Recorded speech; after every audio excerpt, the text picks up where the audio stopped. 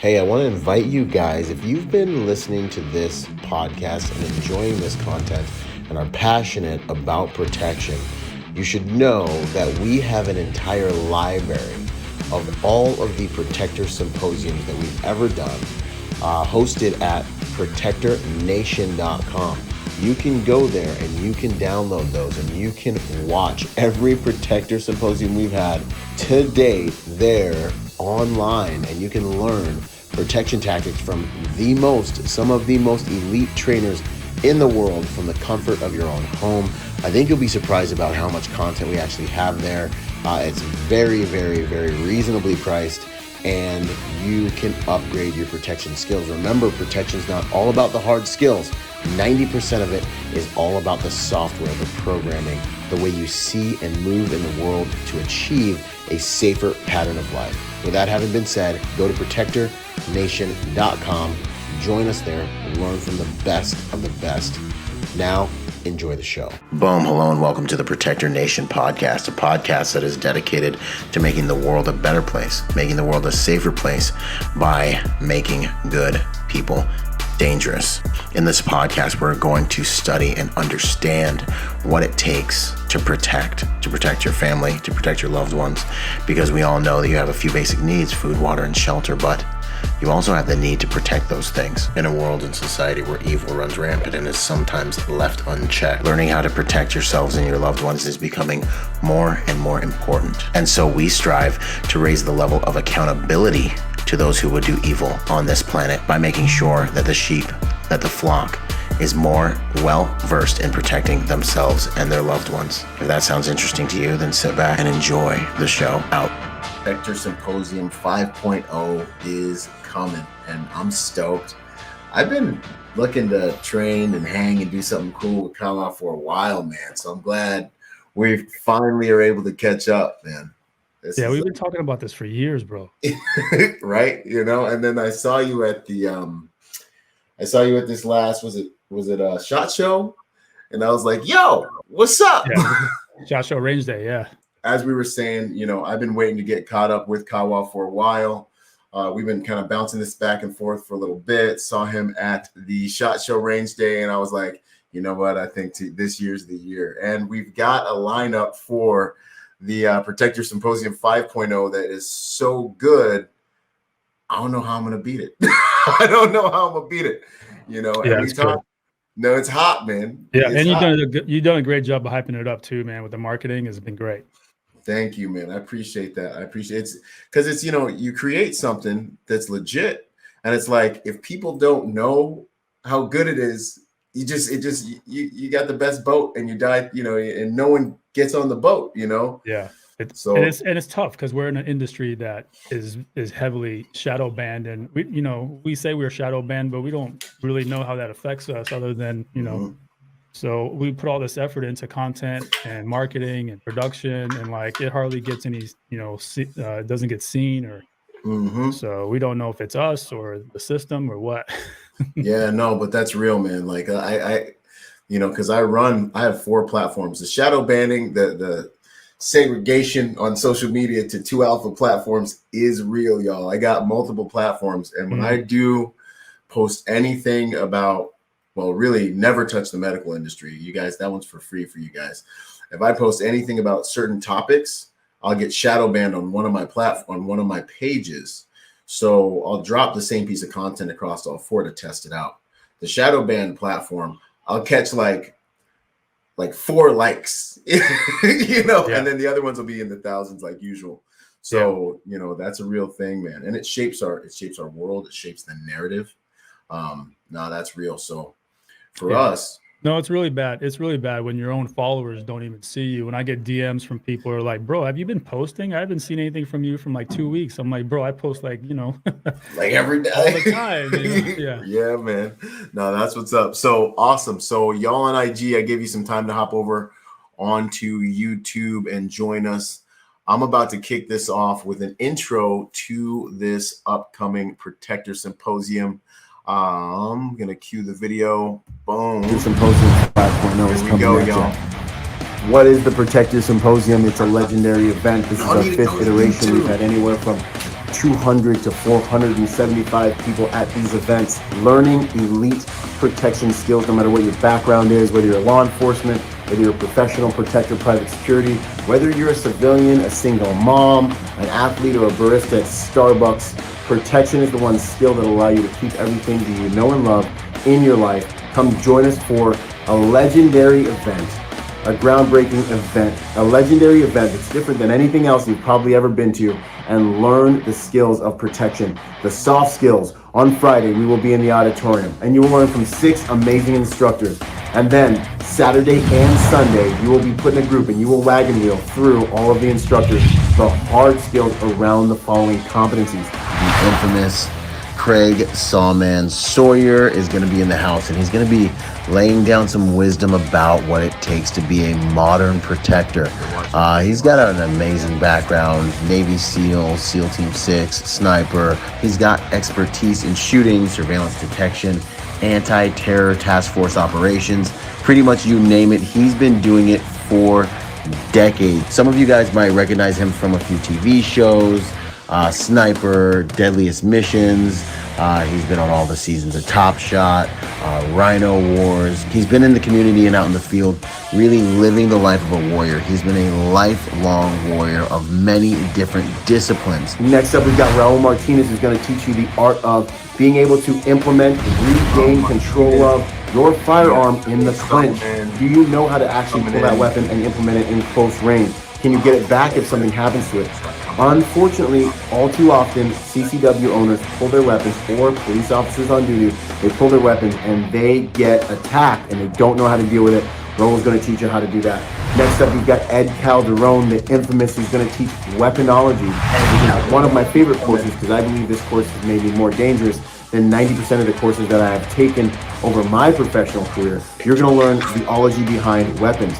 You're going to be able to make anything into a weapon after you understand and have gone through this class, which will also consequentially help you become better at implementing weapons most effectively. You will never be without a weapon after this course because this is the ultimate weapon. It's an amazing course. Next up, we've got Kawa 2 Alpha 2 Quit, who is a Green Beret who's been teaching elite fighting forces the art of close quarters movement, close quarters battle, how to fight with a gun inside of a building, inside of a structure. This is something that this is a space we all exist in all of the time.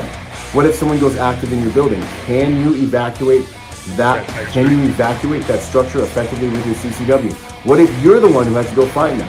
What if you're a police officer on duty and you need to go into a structure to save lives? Can you navigate that environment? A professional protector like myself in the private security industry, and something happens in the building, you're in the building with your client. Can you navigate one of the most sophisticated environments to navigate when the possibility of a gunfight is real? Last, but definitely not least, we've got the infamous Instructor Zero coming to us from over the pond. It's an honor to bring him in. I've been wanting to train with him for a long time. He's going to be teaching us how to fight around vehicles. Where do 80% of force encounters take place? They take place in transitional spaces, on your way from your office to your car, on your way from your car to your house, at the gas station. Watch my tactical protection reviews and you will see that 80% of those vehicles are outside around vehicles. So do you know how to make your vehicle into an asset when it comes time to fight? That's what we're going into. 1 full day in the auditorium, 2 full days out at the field. Learning the soft skills with some of the best in the world, and then learning the hard skills and putting them in place with some of the best instructors in the world. This is the Protector Symposium 5.0 from Protector Nation coming at you. This is Byron Rodgers, protector by nature and by trade. I can't wait to see you out there and train together. Out.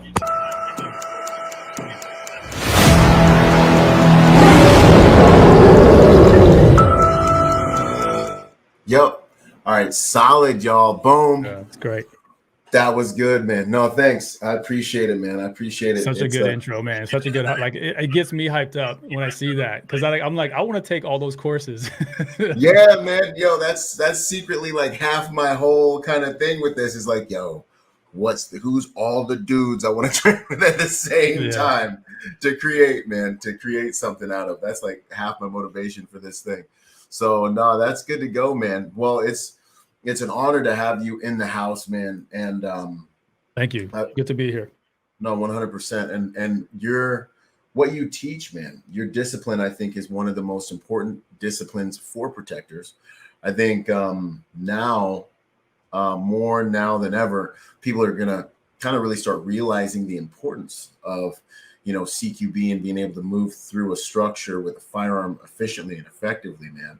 Coming into this Protector Symposium 5.0, just a real quick teaser. We'll get into it later, but what are you going to break out for these guys?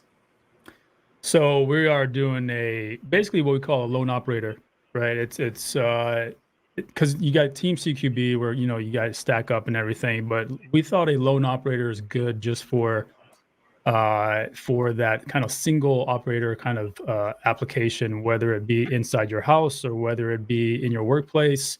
It could be anywhere, honestly. I mean, if you pay attention to the news, I mean, these shootings, these events are happening anywhere, so we know that possibly there could be a second person with you. If it's at your house, it could be your wife, it could be a roommate. And we do have a two-man course that we are now teaching to make up for that gap in the industry. But this lone man operator is great because it's really the foundation.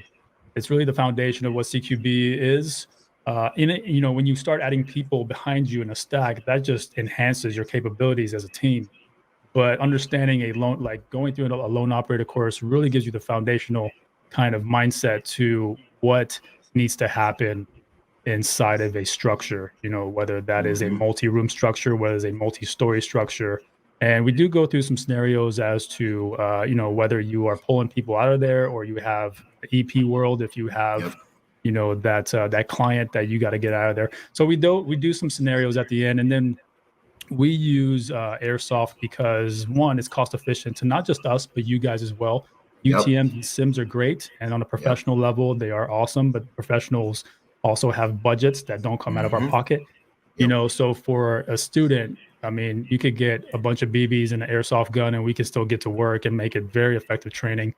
And then we get to do some force on force because of that, right? But yeah, so that is what I'll be teaching at this Protector Symposium 5.0. I am so hyped. I am so hyped, man. So good. But that's what you guys will get if you come to this, if you sign up for this course, which I think a lot of you already have, and we're all stoked for. But I hope to see you guys there. Dude, it's been impressive to see the response we've gotten from the industry already. Tickets are selling like crazy. A few things on what you said, man. The airsoft as a training modality, greatly underrated. I got invited to a little airsoft birthday party. One of my friends who's a GM shooter, he's a bad man. And I was like, yo, what are we doing? He's like, oh, we're going to go shoot some airsoft. I'm like, airsoft? I mean, we're gunfighters, bro. We got to do some airsoft. Bro, we're live, but I was sore for like a week. Running around and actually gunfighting, not just kicking it at the range and killing paper and steel. No, it's effective. I mean, look, it's still very accurate, right? So especially in a CQB, if we talk about CQB distances, airsoft is still accurate up to like 25, 30 feet, and when we talk about feedback, right? When you shoot somebody with an airsoft pellet and you see the way the body kind of like cringes and collapses, you don't want to get shot. You don't want to get shot. I've broken skin. I've got my skin broke. I got shot in the nose. I got welts on my chest, and all those are just learning lessons, right? Because paintball is great, UTM is great, sims are great. They all do the same thing. The only difference is, besides the price of the cost, is really just a little bit less or more pain. No, 100%, man. And we've got some awesome structures to mimic homes and things like that at the facility.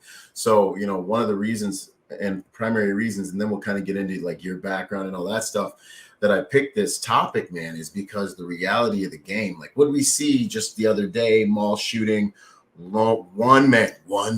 That's it. But that's really what it's going to be. It's going to be, there's a high probability that you, with your CCW, or you who gets a call and you're by yourself, or you who's alone with a principal because they didn't want to spend the money on two agents, are going to be the dude or the dudette who's got to get it done.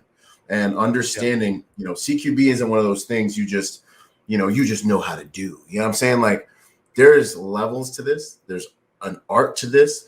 And you need to practice it, or it's like a ballet, man, or you're going to be clumsy. And when you're clumsy in a place with a lot of angles and close distances, it can get really expensive really quick, you know? Yeah. CQB is, I describe it as, it is a game of angles.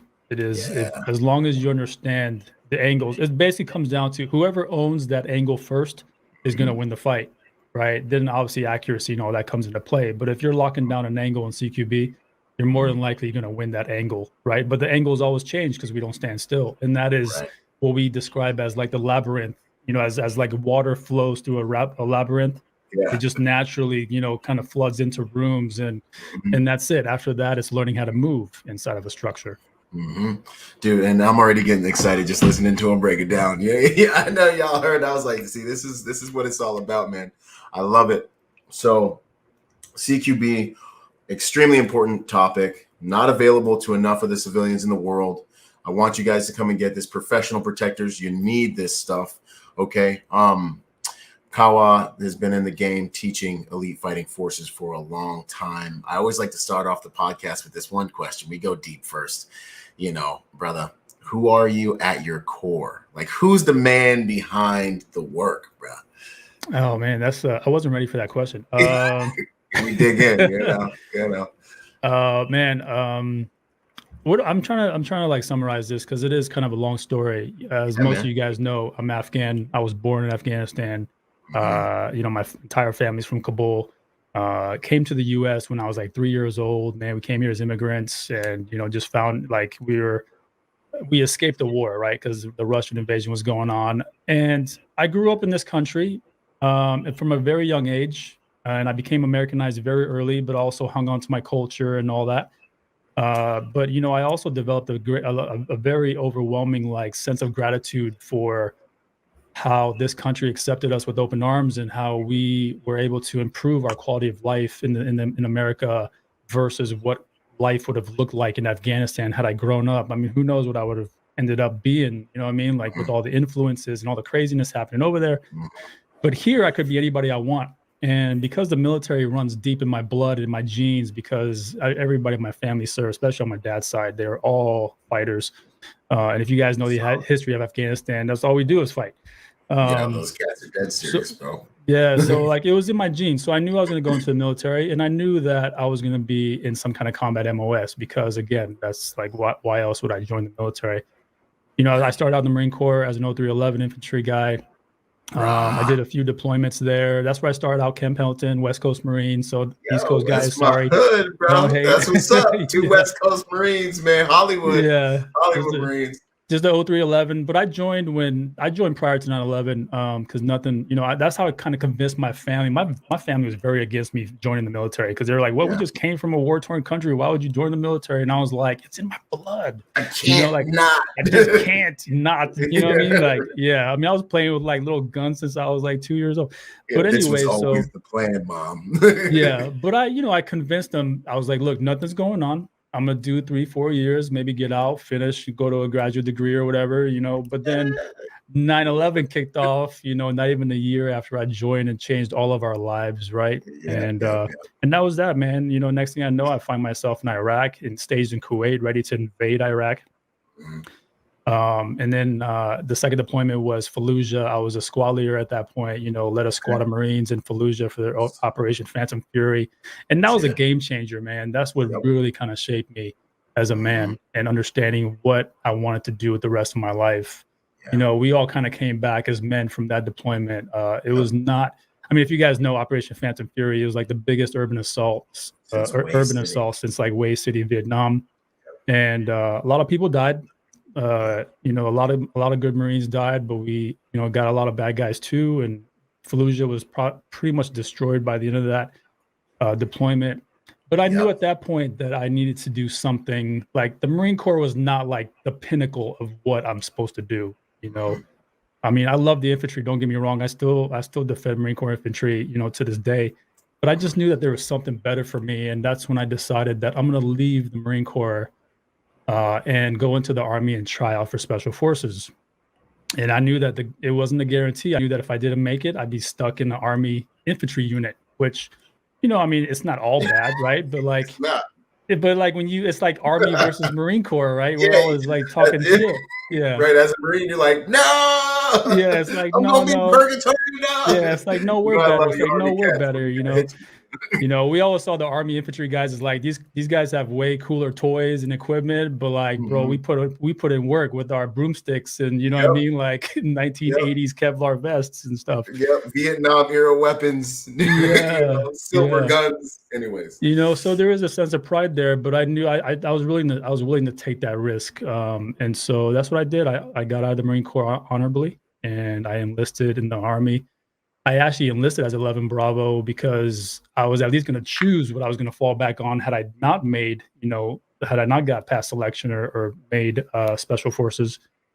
So that's what I did, man. I took that journey, and then a year and a half later, I earned my Green Beret, and I went to 5th Group. And 5th Group is where I wanted to go because they were in charge of the Middle East.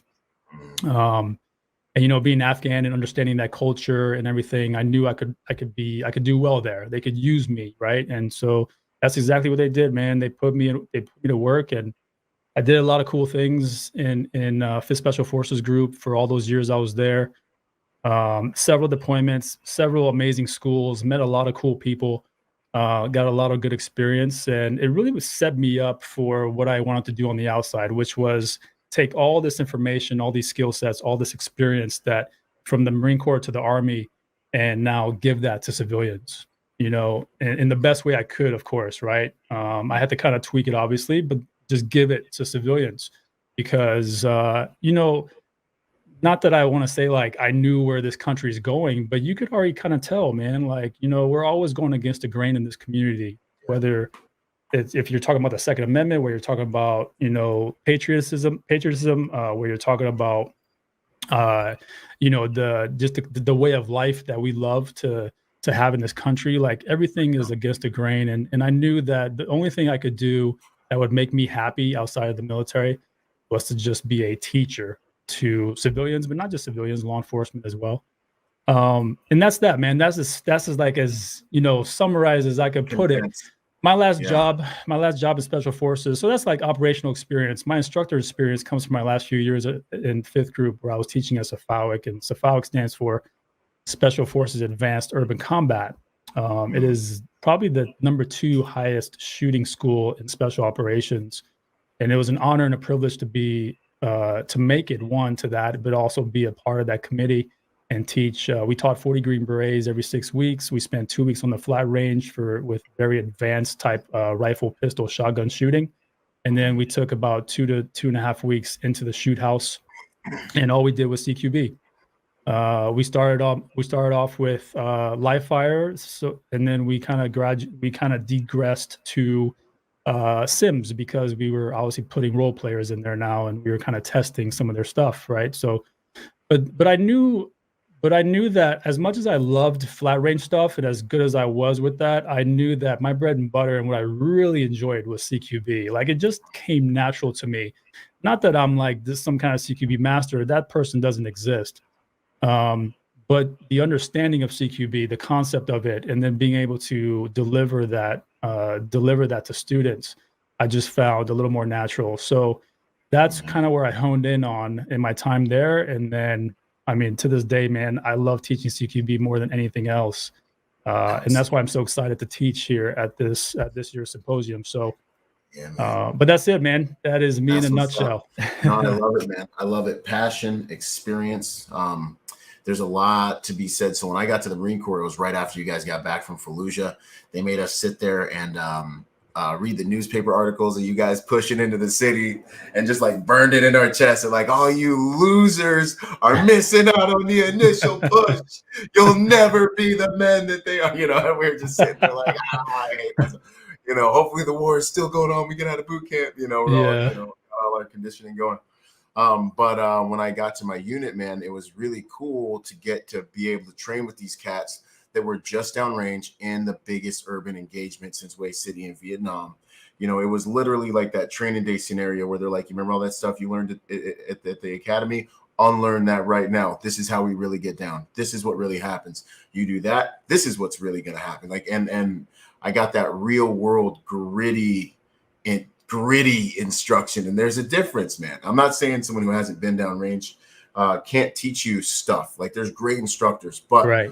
There's like this energy that comes from a dude who knows the tactics he's teaching you saved his life or saved lives, or, you know, I mean, he's seen that stuff or proven it out in real world violence, you know? And that is something that I really love about having you on this card. And, you know, a lot of the instructors, man, is to be able to say, nah, that these dudes really have gone downrange and got after it. And you guys get to learn from people who have been there and done that. Yeah, Fallujah was a big CQB test, and as Marine infantry guys, I mean, most of you know this. Marine infantry guys, CQB is not what we do. We do small unit tactics. We know how to patrol. We know how to build a base defense. We know how to lay an ambush. You know, we know how to counter, but we don't do CQB. So the limited, and I mean, like you're talking about the tip of the iceberg. With that amount of knowledge, we had to go into the city and to go house to house, door to door, check every nook and cranny. And that's how actually we lost a lot of guys, man, because like these guys were hunkered down in these buildings waiting for us, and they knew we were coming. And even with all the cool stuff that we had, the experience wasn't there. The knowledge wasn't there. You know what I mean? That the instruction beforehand wasn't there. So we were learning on the fly what works and what doesn't work as we're getting shot at and as we're shooting people. And that kind of operational experience, even as a Marine, does take you a long way. Even when I got to SF and I got to a high level of instruction, a high level of execution, I went back to those days in Fallujah and I was like, that's what it's like. Now I can execute. Now I can execute better, but bad guys do what bad guys do, man. They don't play by the rules, you know? There's no rules. Yeah, so it's just, but now understanding CQB better as a Green Beret just meant that I could relay that information to students as what bad guys can do or what your body or what your mind goes through as you're going through this process. So it all, I mean, it goes hand in hand. And I was very fortunate, one, not to, you know, to make it back from Fallujah, but also very fortunate to be able to take that experience and take it to Special Forces and then make sense of it at that level. Yeah, no, 100%, man. I just a thought that popped in my head that ain't even on the card, but what are your thoughts, man? I mean, when we went back through, mine was Haditha, man. We were clearing Haditha and doing all that stuff. And we hit a few dozen little villages and stuff like that over my 2 deployments. And I mean, it was just house to house to house to house to house to house to house, you know, for weeks. Go firm, 3 hours. You know, you take a nap. I got your back. You're sleeping. Okay, my turn, you know, and we were hammering, but you know, this video comes out of this school, this active shooter, bro. And I'm watching these law enforcement officers. Obviously, I have the utmost respect for, you know, our professional protectors. But what goes through your mind when you see a video like the one that came out of the Texas shooting, you know, and you see these dudes stacked up, and it takes them 77 minutes to get into the room. And my man had to get his hand sanitizer on, you know what I'm saying? Before I'm going to tell everyone what I'm thinking, but what goes through your head when you see something? Yeah, it's tough, man. It's tough because, you know, prior to teaching outside, like prior to starting my training company and actually teaching with law enforcement, even like from regular patrol cops to SWAT to HRT type guys, I would have just given them the benefit of the doubt. I would have been like, you know what, these guys maybe don't have enough training or experience. But when I see guys like Bortak, and I've worked with Bortak in the past, Bortak, on average, they're not like high-speed operators, but they have like a high level of execution for their protocols. Okay. When I see that, and like, first of all, if they're just cops, I try not to beat them up too much because I have to always take myself back to my experience with police officers and knowing that, first of all, these guys get 30 rounds a month and to shoot. And when they do shoot, it's just a qual because it's a check in the box. 2, they don't get a lot of team training in that sense. You know, they definitely don't get a lot of CQB training. I mean, they're not a special tactics team. So what do they know about CQB? So I try to look at it from a neutral kind of point of view, but at the same time, it's really like disheartening to see these guys, you know, not act and somebody not taking the initiative, because in CQB, at least on our level, there is leadership outside of the building. Yeah. Once you get inside the building, there is no more leadership, because every man in that room or in that building is an assaulter. Every one of them is an operator. They shouldn't have to wait for leadership to be like, all right, guys, go down this hallway. It's like, no, dude, somebody fucking take charge and say, hey, stack on me, hallway, split, fucking hallway posture, and let's go, right? And as you get to closed doors and open doors, you start addressing them or locking them down, and you follow the sound of gunfire. Right. And to see them not even do that much was very saying cringe is just a kind of a cliche thing to say, but that's how you feel on the inside. It's just like, bro, like it hurts my heart to imagine what these kids were going through in these classrooms while these guys, these professionals, were just hanging out at this little T section or whatever, and nobody was taking charge. Nobody was taking initiative. Yeah. Yeah, man, and that's really about all as I can say. Yeah, no, I'm with you on that, man. I just knowing that when we were hitting those houses and there's like teams of grown men in those buildings trying to kill us, and we were trying to kill them, and we had no sleep, no food, no showers for 2 weeks, and we were kicking those doors, moving towards the sound of gunfire, staying up all night, getting after it. I just, my heart goes out to one, the people who are paying our professionals to do this.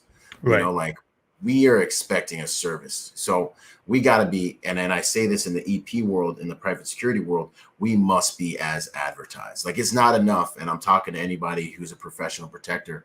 It's not enough just to have a paycheck and just to go to work because you have a job and all that.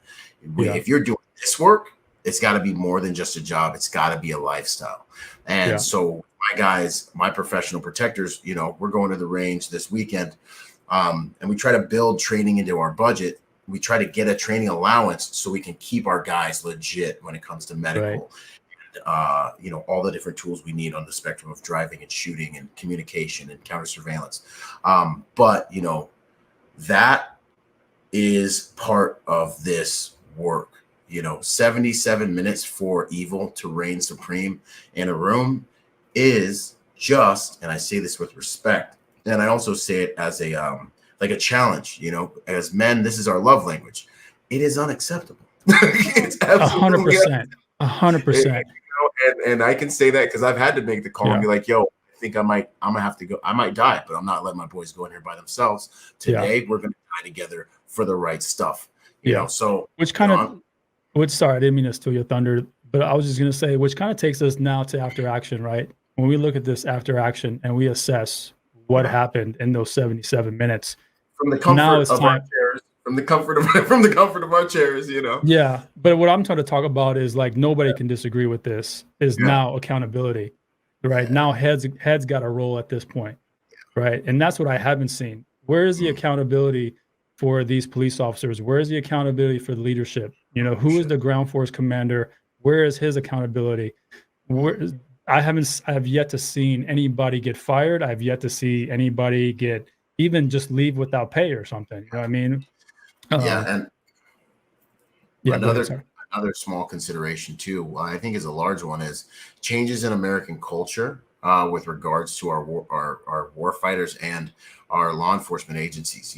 I don't know for a fact, but I'm just going to go ahead and assume that these guys probably have seen other officers get hung out to dry, have seen other officers not get support.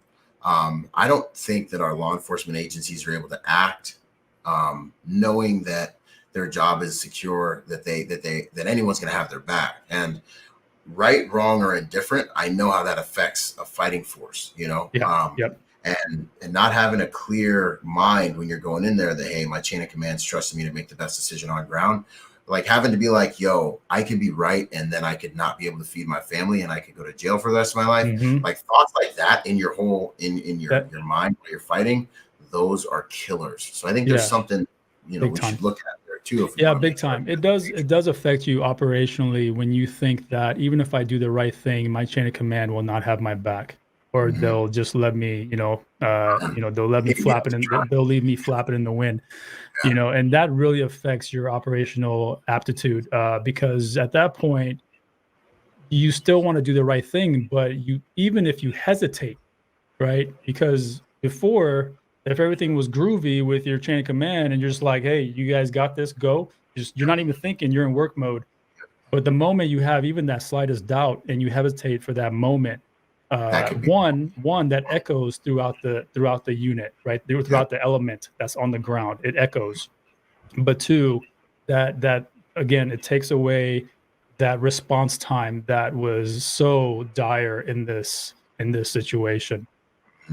Yeah, big time. So that all that affects it, man. It's and you're right. This culture for law enforcement and these other agencies has changed dramatically in the last couple of years. Yeah. And we all know why that's due to, you know, but the real question should be, what's the solution and how do we get back? Yep. Because these things are not going to stop. These school shootings are not going to stop. Live video ended. The school shootings are not going to stop. None of this stuff is going to stop. It's just never going to stop. You know, you guys, they want to take guns away. It's still not going to stop. You know what I mean? Go ahead. Sorry, no, I was going to let you kind of pick up from there.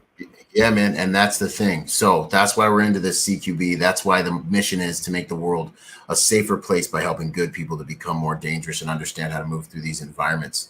So as you see more active shooters, man, taking place, active shooting events taking place in our society, what are your thoughts, man? What types of things, go through your mind as far as, civilians being prepared and things like that? So there's a couple of things that I think are big, I should say. And one, obviously, it's situational awareness.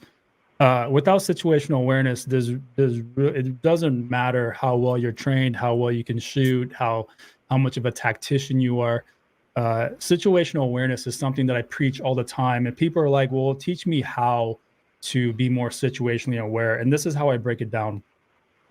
If you look at every kind of location in our society, each one of these locations has a culture of its own. Like, look at a gas station, right? What is the culture of a gas station? So what I mean by that is what typically happens at a gas station. What do people do? And once you understand what the norms of that little culture is, of that environment, then you understand how to pick out the abnormalities. And once you understand the abnormalities, now you can give that more attention. Right? A grocery store, a theater, a mall, a restaurant. Understand the culture of each one of these environments, or understanding the culture of each one of these environments will then get you to a place where when you see an abnormality, it sticks out right away. Like it just does, right? And when you understand that, then now you are now situationally aware. It's not like rubbernecking and stuff like that.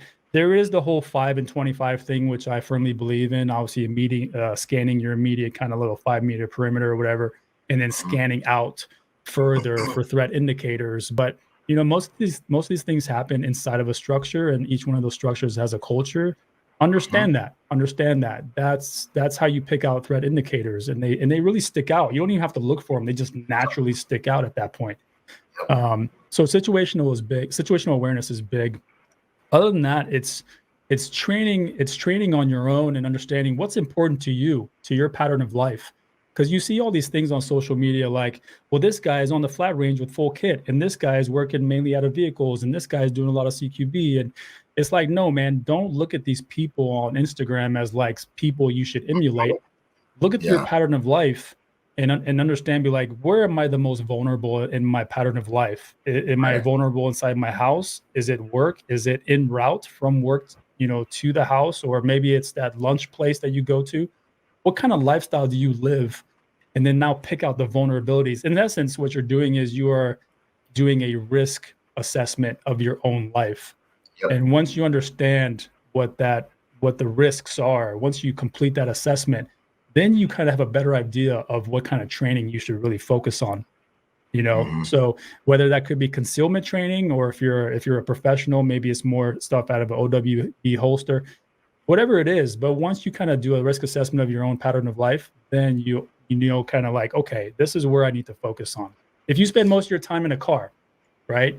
Maybe you should work on, doing some concealed stuff out of a car. Maybe you should take a VCQB class, right? So stuff like that, versus just spending your money on nods and lasers classes, or spending your money on professional driving or stuff like that. Like, that's what it is, guys. That's where you start with your own, make it personal to you, and then branch out. That's my best advice.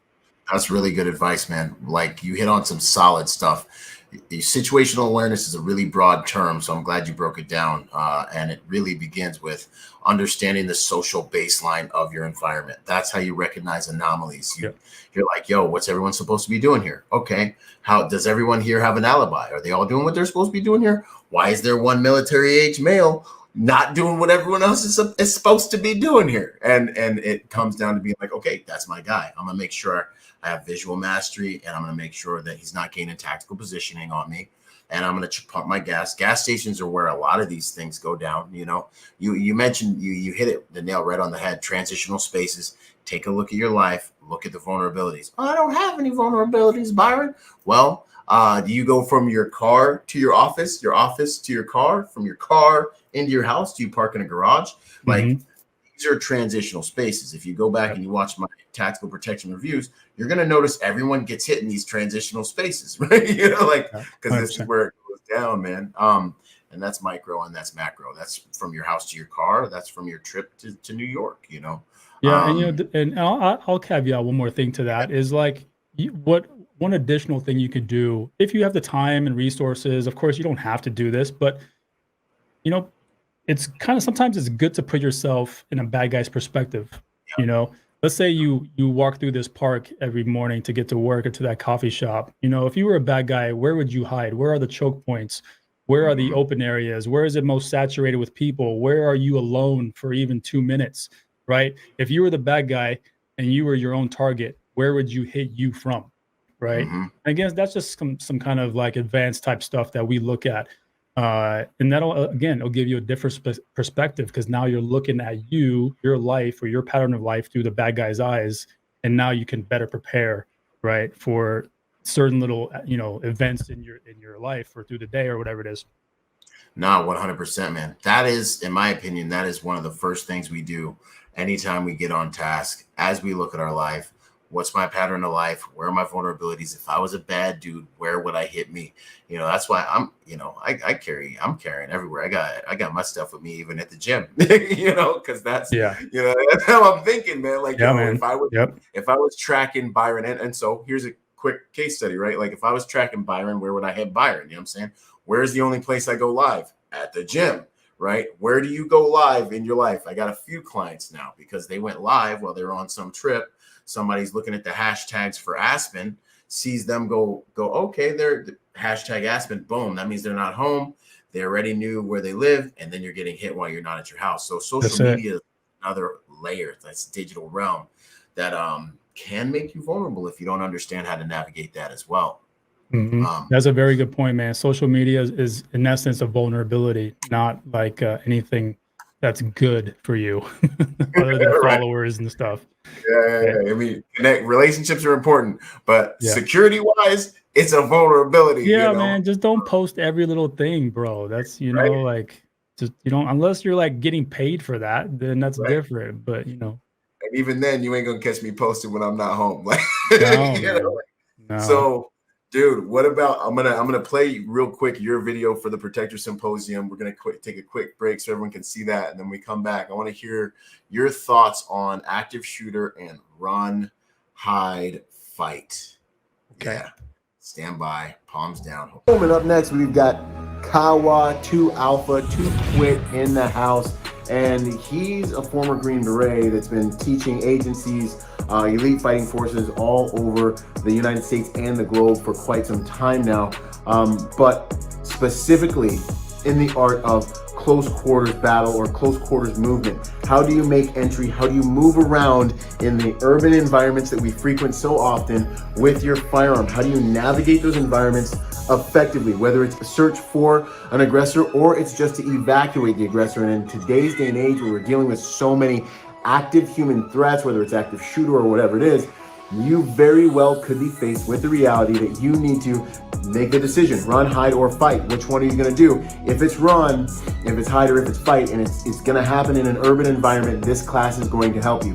If you're an EP and you have to move your principal through the inside of a structure, do you know how to do that effectively? If you're in law enforcement and you have to get out of your vehicle and you have to move through that urban structure and search or fight your way out of that urban structure, someone goes active while you're at work, how are you gonna get to your car? How are you gonna get out of the school? These are the skills that 2 Alpha is gonna come, that Kawa is gonna come and help equip professional protectors with. This is gonna be amazing. Don't miss it. Yo, you know your boy. Your own videos, man. I could be a DJ up in here. Yeah, man. No, here we are. Kawa 2 Alpha's up in here, putting down, dropping bars on us about close quarters battle, about CQB, about moving through urban structures. This is going to be one of an awesome module of our upcoming Protector Symposium 5.0. This is the 5th iteration.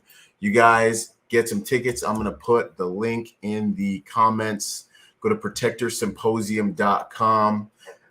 Tickets are selling out fast. Obviously, we only have limited space. This is a once-in-a-lifetime training event. We're going to have Kawa 2 Alpha, Ed Calderon, Raul Martinez, Instructor 0. We're going to have Craig Sawyer, Sawman is going to be up in the house. We're even doing a module on protective driving with contact driving as well. But those seats are almost already sold out, man. People ain't messing around. Of course they are. Dude, everybody's getting in on it. Everyone wants to crash cars. Yeah, I want to do that. It's pretty dope. I want to do all of it. Yeah, man. We'll sneak off and make some content. Just yeah. So yeah, y'all. This event is going to be awesome. It's going to be September 16th, 17th, 18th. And so don't miss it. This really is. It's literally getting all these guys in one place is a once in a lifetime training event. So, yo, the infamous Kawa 2 Alpha is here. Wanted to get your thoughts, man, on what I know law enforcement agencies have been teaching. There are a billion ways to skin a cat, but what do you think about someone goes active in the building? There's a shooter. What do you think about the run, hide, fight doctrine, and or what would you do, man? What would be your first thoughts going through your head? Yeah, so let me preface that with saying that I'm not an EP professional like Byron. I don't come from that world. What I've tried to do, and what I've tried to do is take a military. I've tried to take some military protocols and some techniques and tactics and apply them into this world, and kind of I've bounced them off several EP professionals, I should say. And I've gotten some good feedback as how to tweak that for you guys. And then really the principles. Real quick too. Sorry to cut you off. For anybody, not just for a civilian, because everyone's invited to this event. Civilians, law enforcement, EP, everyone in the game. Active shooter situations are happening all over the world. What do you think? Just so that everybody can get in on this one. Yeah. Thank you. And so what I was trying to say was just basically like, I don't come from that world. I didn't grow up in that world. And if I did, I probably have a little bit better perspective. And, but like I do work with a lot of professionals from that world and from that industry who also kind of helped me shape this course and take some of the military stuff and some of the civilian stuff from that world and mash them together to what makes sense. And so, it's tough to say when an active shooter scenario happens inside of a structure. What do you do? Do you run? Do you fight? But situation kind of dictates a lot of that, because if it's at a gas station, it's closed, it's confined. You may not have a choice but to fight. You know what I mean? You could go for the door, and you may have a chance of getting out of there. But also, how many people are in a gas station at once? Well, probably like 5 to maybe 20 if it's one of those big love type gas stations. You know what I mean? Now, if you put yourself in a mall or a theater, especially a theater, if you try to run anywhere in a theater, you're not going anywhere fast. You know what I mean? Yep. You're in a line. And so where I'm trying to go with that is being proactive versus reactive. when you go into a place, like what I do with my children, I have two teenage boys. One is about to turn 18. The other one's about to be 16. I got two younger girls, 8 and 9. Wow. And in fact, my 8-year-old's birthday was today. And so thanks for being with us. Thanks for being with us, man. I appreciate it. Yeah, no, it's all good, man. But like what I do with my kids, and I don't try to do it in this way that's going to be like bore them or not make sense to them. But what I try to do is like when we go somewhere as a family, or even if I'm going somewhere with a wife or a girlfriend or something like that, it's just a quick little brief, right? Mm-hmm. Okay, so we're about to walk through here. This is where we parked. It doesn't have to be this specific, or it can be as specific as you need it to be to make sense. But if you're going through the food court and you're trying to get to the movie theater, it's kind of like, okay, we're going through these different phases. What happens if something bad happens in the food court? What happens if something bad happens outside of the food court en route, in that transitional space? It's that kind of planning. And again, it's not breaking it down to like this whole military operation, but really, if we're in a movie theater and we're sitting in the back or the front, and some guy starts popping off, what do we do? What do we do? You don't need to have a plan. You don't need to be like, well, this is contingency 1 and this is like contingency 2. Like it just needs to be that a plan is in place, so that what it really does is it gets your mind thinking, right? And so now your mind is being proactive versus reactive. Now imagine having even the worst plan going into a theater versus not having any plan at all, right? Yeah. And you don't tell your kids, and let's say, some guy starts popping off in the theater, and now your kids are like, everyone's thinking, you have 5 different people with 5 different minds, and they're all thinking 5 different things, right? And so it's just a little bit of preparation that will help you kind of decide, what do we do from here, right? As far as your question goes, Byron, it's tough to say that, because now if you are a civilian, I would tell you that there is no fight worth fighting if you're not safe first. You know what I mean? Security is paramount. Yep. And that goes from the highest levels down to the lowest levels. If you don't have security, you can't do anything.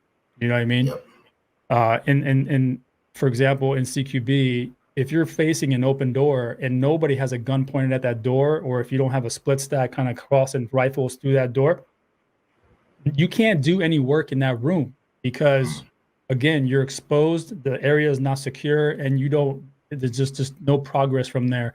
So, but what that translates to in a civilian world is your own security. Now, I'm not saying you have to save all 50 people in this theater, but whoever you're there with, you need to at least have security for yourself and that person. And maybe that person is capable too. Maybe they're trained or whatever, right? And maybe they're thinking along the same lines. But without security, you can't do anything else. So at the minimum, security, and after that, whether you run or whether you fight is a little more situationally dependent. And it's not easy. It's not like a really easy answer to say, well, you just fight. You're a fighter, you fucking fight.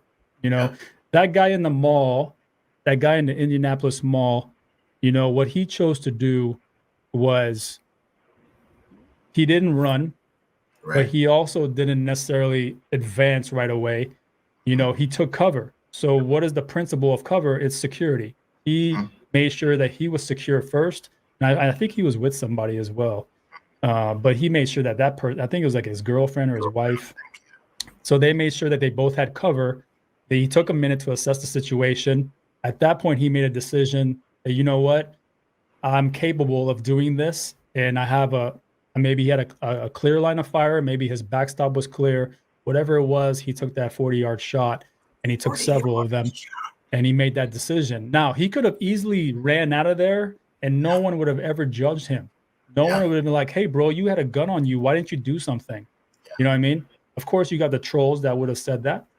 But he made a decision that he was going to stay and fight. But did he fight in close proximity, or did he use the space that he had, right?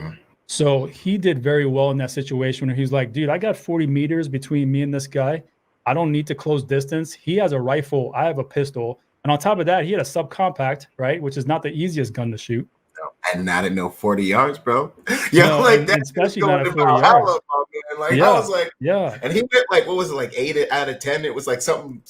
Yeah, it It was was something impressive. crazy. He did really well, man. Like honestly, I mean, he did everything he was supposed to, and he even used the space, right? He used that situation or that spatial awareness, and he used the space of that area to his advantage, Yeah. right? And so those are the little things that I tell people this all the time. It's not the big decisions that make or break us in these situations. It's the little ones that make or break us. In CQB, it's not the big movements. It's always the little things like not breaking, not digging that corner upon entry, or not collapsing your sector to that next assaulter. It's those little things that always make or break us. So I wish I had like a better answer for you, Byron, but yeah, it's a tough one, man. But I'm trying to give people a foundation to think on so that at least they're kind of being a little more proactive mentally to, these places that they're visiting or frequency. Yeah, man. No. Your answer was perfect. That's the answer. The answer is it's situational dependent. It's situationally dependent. In my opinion, what do I know? We're just two guys kicking it back and forth. But in my opinion, it is situational. It's situational, man. It's situation dependent. Yeah. Situation dictates tactics. And, my suggestion always, is always know your environment, know where and the best ways for you to run. Know the best places for you to hide around you, and know if you have to fight, what do you have at your disposal, where are you going to hard point at, and understand how to stack tactical advantages. But that joint's all situational dependent. I love that you talked about your family too, man. I think that is part of the response. That's what we do. That's like our little thing before we get out of the car. It's like a little 2-minute spiel. All right, guys, because they know by now. They're like, "Got it, Dad." And I'm just like, "All right, I'm just putting it. I'm just taking it from back here and I'm putting it here." You know what I mean? That's all I'm doing. Don't get mad at me, right? So I'm just bringing it to the forefront of your mind now. But it's just a 2-minute spiel, man. They know if we're inside of a store, we're gonna take cover. If we're out in a transitional kind of hallway or whatever, it's like follow my instructions to the T. You know what I mean? Yes. Yeah. And so with that guy, like. And the other thing is, man, understand who you're going up against, right? Yeah. This guy was already at a disadvantage with a guy that has an AR. He has a subcompact or a Hellcat or whatever he had, right? He's already at 40 meters. That's tough. There's people probably running back and forth, all chaotic. Now imagine if you threw one more gunman into that mix. Would he have done the same thing? I mean, it's hard to say, right? We can armchair quarterback and say that if he probably would have chose to fight that, he probably wouldn't have walked out of there that day. You know what I mean? That would have been a hard fight.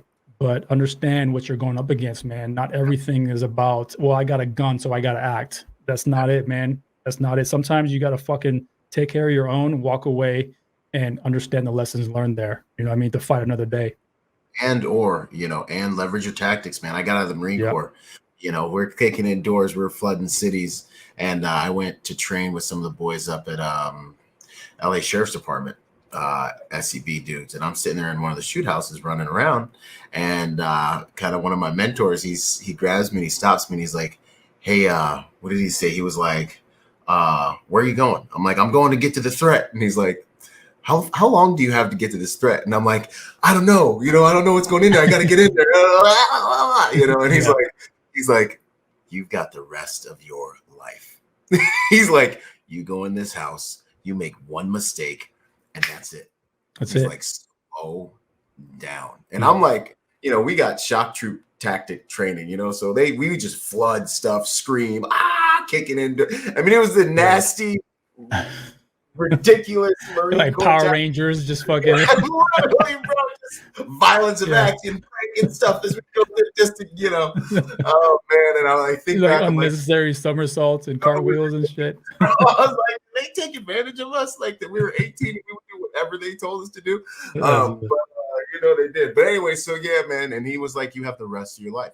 Don't make a mistake. Slow down." He's like, and I just remember being like, wow, like, and it's true, man. These situations, they unfold quick, they're dynamic, and you got to make the right decisions. So let's see, as we get into our closing questions here, what would you say is the hardest lesson you've learned, in your professional career out in the field or as an instructor? The hardest lesson that I've learned, that's a tough one, man. I don't know if I was ready for that. We'd be digging in towards the end. The hardest lesson, well, I guess it is really kind of, it's internal. It's internal. It's understanding what I'm capable of. It's understanding what my deficiencies are and what I'm good at. And because we want to pretend like we're good at everything, and we're not, man. We all have deficiencies, but we have to identify those deficiencies if we're ever going to improve on them. And sometimes, and especially like at our level of operating, Green Berets, you know, for a year and a half, they pretty much treat you like you're a badass. You know what I mean? And so by the time you get to the unit, you already think you're a fucking badass, and then you already kind of fall into this kind of like false sense of, oh, well, I just, you know what I mean? Like, I'm already good, bro. I already made it, you know? And so one of the hardest lessons learned for me was when I went to some of these advanced schools thinking I was like, oh, bro, like I'm a Green Beret, I got this. And it was like a rude awakening of, bro, just because you're a Green Beret, that doesn't mean shit. You know what I mean? It's the merits that you earn on that journey that really make you who you are. And so that's it for me, was like understanding, first of all, it's the whole like 12-step process. Like, acknowledge that you have a problem. You know what I mean? Acknowledge that you have a deficiency. And once you acknowledge that deficiency, now come up with a plan on how to improve off of that, you know, or get to that next level of proficiency. And that was something I learned early on in my SF career, because I thought I was coming in from Fallujah, like this hot squad leader Marine, and I got this, that, and the other. And I was like, nah, bro, you know, these guys are on a whole new level, man. I got shut down hard. But it humbled me, man. It humbled me really quick. And I'm glad that happened for, you know, I mean, it sucked at the time, but I'm glad that happened. I needed that kind of kick in the nuts to understand that I can't take that approach, you know, just because I did some cool things in the Marine Corps. But as an instructor, it's understanding that not everyone understands the language that you're putting out. So it was like, you know, when you're talking to Green Berets, everything's like military terms and acronyms, and it's like, fuck you, do it. You know, it's like one of those type, like, you got, you know what I mean? So, but when you're talking to civilians, it's not just, first, you can't take that approach with civilians. You gotta talk like a civilian, first of all, but also it's the way you deliver. It's the way you deliver the content. It's the way you deliver whatever it is you're teaching. Not everybody picks it up. And so that was kind of like on the instructor side, coming from teaching Green Berets to going to civilians. Not that I'm saying civilians are like way down here and Green Berets are way up here, but it's really just communication. It comes down to communication. How do you take this high level of curriculum and execution and translate it down to a civilian who just picked up a gun last week for the first time, and this is his first course? So that was kind of like, that was probably the hard lesson learned. But, you know, the good thing is that I've had a lot of experience at this now, and I've used all this time and experience teaching civilians, but also, again, it really comes down to understanding who your audience is and understanding how to communicate to that specific audience, because talking to civilians is different from talking to law enforcement than talking to SWAT, than talking to Green Berets or any military guys, right? It's all these different, like, they all think differently, they all hear and listen differently. And so that was probably the hardest lesson learned there as an instructor as well. Yeah, savage, man. Good stuff, man. I 100%. This weekend, I'm going out with one of my crews. We're going to do our shooting quals. We always do local law enforcement quals, FBI quals, CC, all the quals, you know, to make sure we're locked in with our qualified witness in case something happens.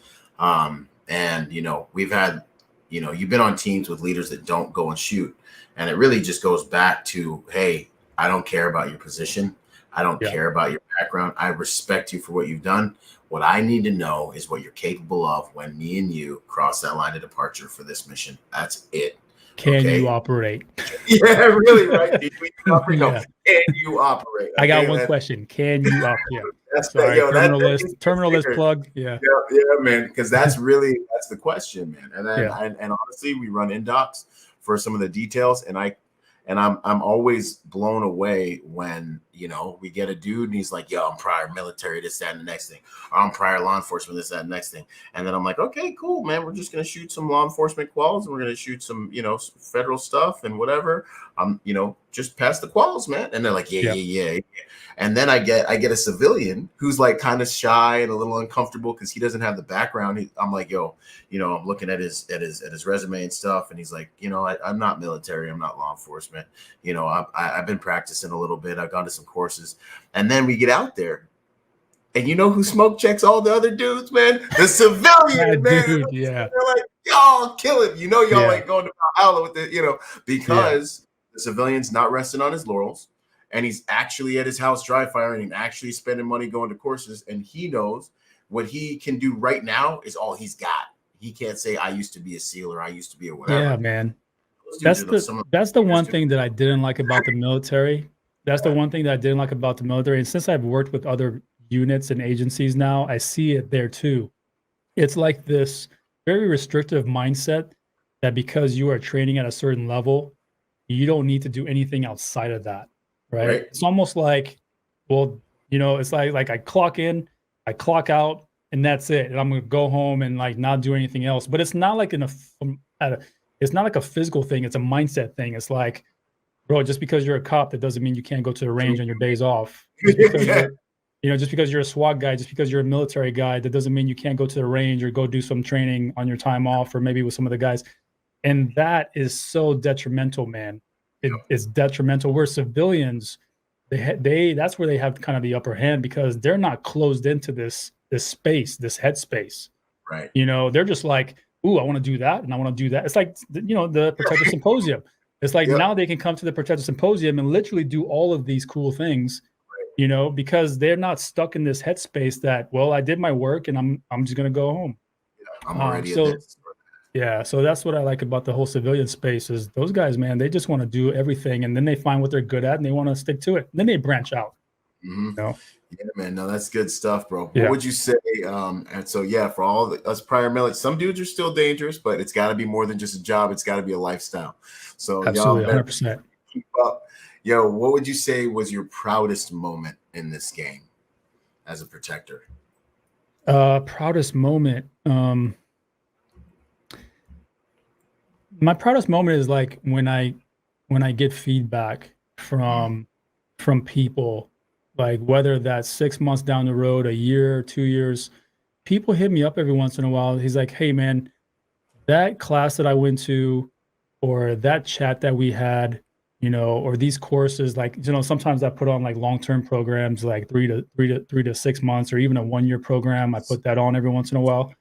And people come back and hit me up after a couple months or a couple years, and they're like, bro, that training that I got with you has completely changed my life. It has changed my outlook on the way I live my life, my lifestyle, my pattern of life. Everything has changed. Now you know, wherever they're at in their life, that feedback that I get, it just makes me feel good, man. Like, it's like, okay, cool. Like I was able to do this for at least one person. Even if people come to my class and they're like, man, that was a cool pistol class, but it doesn't influence their life, I'm okay with that. But like when I know that I've kind of really reached somebody and I've kind of transitioned them, or I've sucked them into that lifestyle or that dark side, whatever you want to call it, that makes me proud, because now I'm like, all right, man, that's one more dude out there that is capable, right? He is a capable citizen, or what I like to call an active citizen. Right. It's the other side of active shooters. So we got active shooters and we got active citizens, and I want to see more active citizens. And so that's what makes me proud, is when I can reach people in that way and they come back to me and they tell me. Yeah. That's huge, man. This active citizen thing. That's awesome, man. Our mission is to make the world a safer place by helping good people to become more dangerous. You know, I want to see more of what we saw the other day in that mall. You know what I'm saying? Dude goes active, boom, civilian population wipes him out, and first responders come up and clean up the mess. You know, and that's how it should be. That's how it is in some other Israel, man. It's like terrorist attack, gets one person, everyone extinguishes them, you know, and then it's nothing. You know, that's kind of what like that. Yeah, man, it's like that in a lot of countries. They just don't get they don't get the media hype that we do. You know, story. a lot of countries, there's a lot of countries in this world that you guys never hear about where the civilians fucking stop the bad guys dead in their tracks every day. You just won't hear about it. Yep. And because civilians are the protectors are the white blood cells in the body of humanity, man. I love it. Let's see here. And that's what we're doing with this event, y'all. So come join us. What would you say is your favorite quote, favorite mantra, favorite saying? My favorite quote. Yeah, my favorite quote comes from William Lamb. He was a general in the French Revolution back in 1817. He said that the possession of great power necessarily implies great responsibility. Right. And so you guys are like, wait a minute, Spider-Man's uncle said that. Like, no, bro, that's William Lamb said that back like 200 years ago, 250 years ago. The possession of great power necessarily implies great responsibility. That's one of my favorite quotes. Man, that's hard, man. I love that. I always say, Viktor Frankl, my favorite psychotherapist, good book for you guys, Man's Search for Meaning. He talks about how there should be a Statue of Liberty, a Statue of Responsibility on the West Coast to balance out the Statue of Liberty, because freedom without responsibility equals death. Okay. Yes. Yeah, man. I love that. 100%. Power without purpose is a problem, man. And that's, I think, little rabbit hole, but I think that might be some of what's going on with the young men in this country, man. Is figuring out their masculinity and a few different things, because a lot of these active shooters, they're all males, so there's something going on. And they're all young males. Yeah. Young males, man, looking to make a mark like we all were when we joined the Marine Corps and stuff, know. So there's something to be said for that, man. That's a powerful quote. I love that. How would you like to be remembered when it's all said and done? Yeah, I know these are deep questions. The last one, though. Hold on, bro. Let me burn some incense really quick.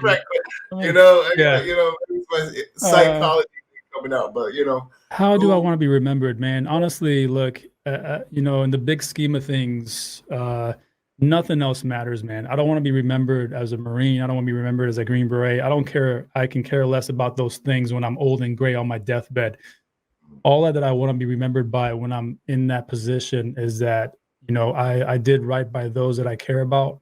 I did right by my children, my grandchildren, my family, everyone that I helped, bring into this world. And as long as they remember me in a positive way, like, like I remember my grandfather in such a strong, positive way, man, like his memory will never die with me. And that's, if I can just have a little bit of that when I go, when it's my time, then I'm happy with that. Awesome, man. Legacy, legend. You want to be the voice in a young person's head in your family that's like, yo, what would Grandpa Kawa do? Like, like I better do this right now, because he's looking at me right now. I love that. That's good. That's the stuff that matters, man. Yeah. And then yeah, man, 100% our impact. What are you up to these days outside of the symposium? Where can people find you? Well, so a little bit of bad news. Friday, yeah. So I'll say this: 17 years ago, I ruptured my Achilles tendon in my left ankle, and that was a tough one because obviously I was in the military, I was in the Marine Corps, and I was in my window to get out and everything. That happened. And then I had to go through this crazy surgery to get it fixed. And then even then they were like, you're probably never going to run again. And I was like, man, that sucks. Like, what am I going to do? I'm just like this young Marine. I can't even go back into the infantry if I can't run. So I was like depressed. And then I went through rehab, 8 months of rehab. And towards the end of rehab, I was like, nah, dude, I'm good. And so I went and tried out for Special Forces and I became a Green Beret. So obviously they were wrong about that. That happened. So that happened 17 years ago when they tried to tell me I couldn't run again. So what happened Friday, 17 years later, is I was at the gym pushing a sled on the turf like I do every week. And this is not a weightlifting thing. This is just a cardio thing for me. It's just to get my heart pumping, get my legs moving a little bit. And on my way back down from pushing that sled, I heard this familiar pop, and I felt this familiar sensation of like burning in my ankle. Immediately knew what happened. I ruptured. So on Friday, I ruptured my other Achilles in my other foot. And I went immediately to the hospital. And then, I mean, they were quick, man. They were like, you got surgery on Monday. So like this Monday that just passed, I had surgery. It was a success. It went quick. Everything was cool. And now 17 years later, because, everything's advanced technology and all that, instead of 8 months of rehab, I got 12 weeks or 3 months of rehab. And then I'll be back at them at 90%, kind of easing into it till I get back to 100. So that is what I'll be doing for the next 12 weeks. Is pretty much that. I may even show up to the symposium with a boot on just to be safe. But don't worry, guys. Like, we're not slowing down. We'll be good by then.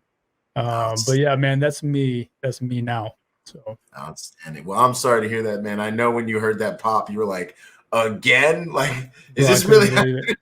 I couldn't believe it, man. I was like, how can this happen again? Oh, that's crazy, man. Awesome. Yeah. Well, I mean, you're the man. You've proven him wrong already once. You're going to do it again. It's just a matter of time. Yeah. Man, I'm going to roll one more preview real quick as we roll out here, but real quick, so everyone can see what we got coming. With this Protector Symposium, it's an honor to have you on this card, man. This is Thank you. Thank you for inviting me, man. Thank you for the consideration. I'm excited. I'm super excited. No, this is going to be good. This is one of the most stacked cards I've ever come up with. I don't even know, honestly, man, y'all. I don't even know how I'm gonna have to beat myself next year with this lineup. So you always come back. Yeah, man, I'm about to bring a couple of dudes back, man. But it's I'm looking forward to this event. Your answers tonight have been extremely thoughtful, extremely well thought out. There's a lot of wisdom in this conversation, you guys. If you tuned in late, go back and listen to the beginning. Because content like this is hard to find. Real content from real dudes who have really been there, done that, and are contributing positively to the space. So it's an honor and a privilege, man, to be a protector, to do these things with you, brother. Yeah, thank you, man. Thank you. I appreciate that. 100%. So you guys go to protectorsymposium.com, get your tickets while we still have space. And as we roll out, y'all, I'm going to play this last little video for you guys. And get hyped. Get hyped, get up. I like my music on these things. Boom.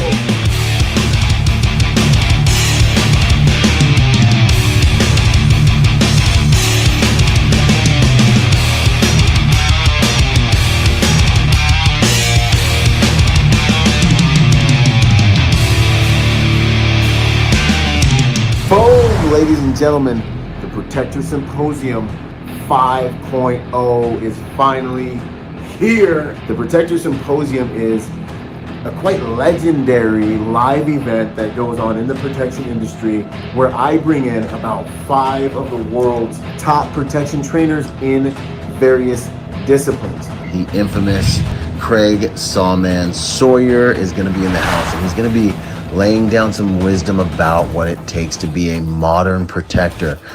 He's got an amazing background: Navy SEAL, SEAL Team 6, sniper. He's got expertise in shooting, surveillance detection, anti-terror task force operations. Next up, we've got Raul Martinez, who's going to teach you the art of being able to implement, regain control of your firearm in the clinch. Do you know how to actually pull that weapon and implement it in close range? Can you get it back if something happens to it? Next up, we've got Ed Calderon, the infamous, who's going to teach Weaponology, which is one of my favorite courses, because I believe this course is maybe more dangerous than 90% of the courses that I have taken over my professional career. You're going to learn the ology behind weapons. Next up, we've got Kawa 2 Alpha 2 Quit, who is a Green Beret who's been teaching elite fighting forces the art of close quarters movement, close quarters battle, how to fight with a gun inside of a building.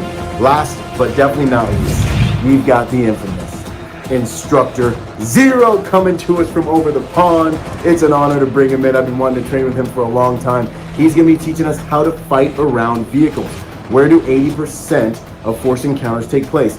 They take place in transitional spaces, on your way from your office to your car, on your way from your car to your house, at the gas station. Watch my tactical protection reviews and you will see that 80% of those vehicles are outside around vehicles.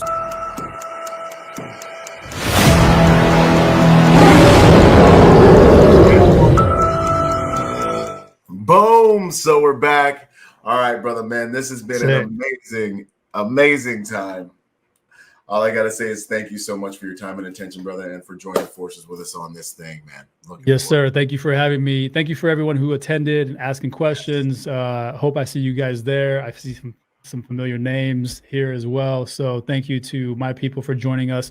Yeah, I can't wait, man. I'm excited. I know this is going to be so awesome. I can't wait to see all you guys again and meet some of these guys. Actually, I've never met Instructor Zero, so it'd be cool to meet him and chat with them and all that. But yeah, man, I'm hyped, dude. I can't wait. Can't wait. Boot or not, I'm showing up. So yeah, that's what's up. We're gonna tear it up, man. This is good. All right, brother. Well, it's an honor. You guys go to protectorsymposium.com, get those last few tickets, and I look forward to training with all of you as we make the world a safer place by helping good people to become more dangerous. Boom. Yes, sir. Cheers, guys. This is my MCK. There are many like it, but this one is mine. If you've got a firearm sitting around, a pistol that you are not doing anything with, get an MCK. They make them for every single model. If you want a micro conversion kit that will turn your handgun into a force multiplier, get one, man. They are ultra affordable. CAA MCK micro conversion kits are changing the game, y'all. So if you don't have one, you need to get one. Get one. Your women, children, people that are less physically potent will be able to fire your firearm to farther distances with more accuracy. You will be able to fire your firearm to farther distances with more accuracy. I want to get one of these into the hands of 100,000 more protectors this year, because ultimately we are only as good as the nation is only as good as its protection. Your home is only as safe and as good as your ability to protect it. MCK, go get one. Drop your handgun in. Take it to the next level. Out. Boom. Boom. Yo, what up? I hope you guys really enjoyed that episode. Hey, listen, in order to get more out of the brand, I want to encourage you to go join us on our social media platforms and join us at protectornation.com. We post different types of content on our different platforms at different times. You'll get blog posts, you'll get videos, you'll get real world combat engagements and things like that. So stay plugged in order to get the most out of the brand. In order to support us, also go to protectornation.com and buy something, or join forces with me on Patreon. You'll scroll down the homepage and you'll see the link. Anything you can give counts. Think about whatever you would lose in your cushions or like spend on McDonald's this month, $5 a month, whatever it is. That helps us make the world a better place by making good people dangerous. Anyways, this is Byron Rodgers, protector by nature and by trade, and I'll see you on the next piece of content, whether it's a video or podcast. Out.